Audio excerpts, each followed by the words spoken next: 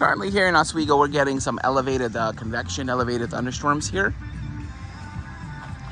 We just had some thunder and lightning. Doesn't look like a storm. When I came out, I didn't think there's going to be a thunderstorm until I saw a flash of lightning and looked on the radar, and wouldn't you know, there was some pretty intense convection. The only hint you may be getting that it's raining from this cloud is right here. You could see some of that obscuration from likely heavy precip. And look, the sun's over there. It's you could see it's a filtered sun, which means there's a lot of high clouds, altostratus. And these are cumulonimbus, but these are elevated cumulonimbus clouds. Most likely convective stratonimbus. And elevated, I would say the base is around 10,000 feet. And look at that, no rain. We're kind of getting the, I kind of saw on radar that this was gonna pass by to the north. And the reason I'm not live streaming is because someone from my family is likely watching, and then they report everything I do on YouTube, so.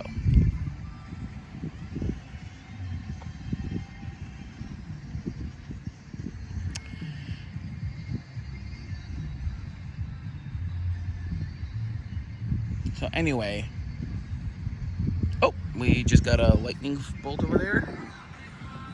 So let's see, it was about 127. Should be about 145 when the thunder comes in, because again, these clouds are really high up.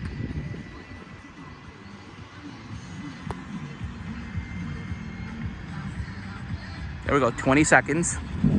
Yep, 20 seconds. So yeah, definitely elevated. Definitely elevated convection. That was about 22 seconds, so that's about 4 miles.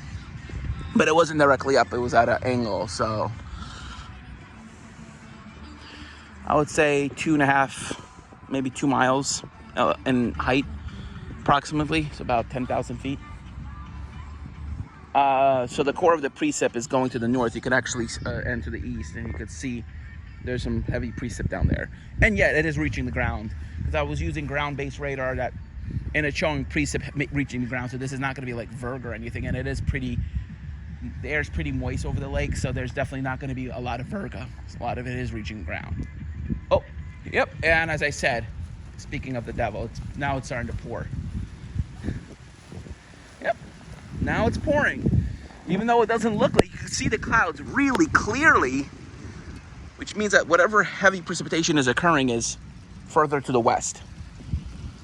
Or east, I mean, yeah. It's the heaviest precip is to the east. So if it's raining here with these big drops, it's absolutely pouring over there. And you can see how big these drops are, which indicates the convection of this elevated cell. Yeah, this is what's bringing in this is the warm front that's bringing all this heat in.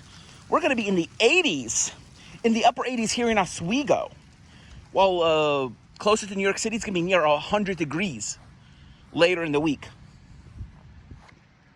You can actually hear the rain in the distance, even though it's not raining here. Yep, we just got the edge of the cell, and now it's moving on. But, oh, it's really going to be pouring, especially in the city of Oswego. They're getting drenched right now with big drops of rain. No hail, but really heavy rain.